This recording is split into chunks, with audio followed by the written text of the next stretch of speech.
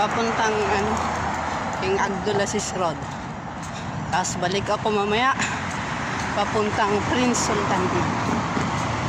Ay, papakita ko sa inyo yung ano, yung building na may butas. Diba? Yan ang building na may butas dito.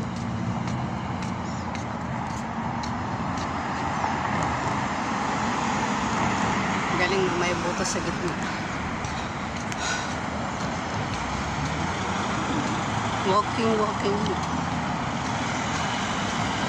Walking and jogging.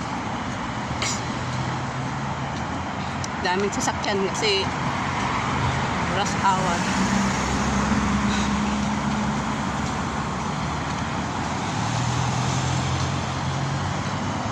Okay, yun lang.